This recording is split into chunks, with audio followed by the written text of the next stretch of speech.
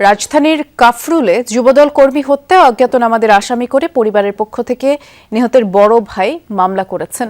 এরই মধ্যে বেশ কয়েকজনকে আটক করেছে পুলিশ। কাফরুল থানার ওসি সাইফুল ইসলাম জানান, গোলাগুলিতে পেশাদার ও ভাড়াটে শুটার কাজ করেছে, তাদের ধরতে অভিযান চলছে। তিনি বলেন, যে ব্যক্তি গ্রেপ্তার আছেন তিনি অসংলগ্ন কথা বলছেন, তাকে রিমান্ডে নিয়ে জিজ্ঞাসাবাদ করা হবে। তবে হত্যার মোটিভ সম্পর্কে এখনও কিছু জানা যায়নি। শুক্রবার প্রতিদিনের মতো মিরপুর ১৩ নম্বর সেক্টরের ই ব্লকে আড্ডা দিচ্ছিলেন বেশ কয়েকজন যুবদল কর্মী। আর সে সময় আশপাশে কয়েকজনকে সন্দেহজনকভাবে তারা ঘোরাঘুরি করতে দেখেন এবং তাদের কাছে এই এলাকায় আসার উদ্দেশ্য জানতে চান ইউসুফ আলী সহ অন্যরা। যুবকদের জিজ্ঞাসাবাদ করার সময় হঠাৎ করেই অস্ত্র বের করে একজন গুলি ছোঁড়া শুরু করেন। গুলিবিদ্ধ তিনজনকে ঢাকা মেডিকেল কলেজ হাসপাতালে নিয়ে গেলে যুবদল কর্মী ইউসুফ আলীকে মৃত ঘোষণা করেন চিকিৎসক।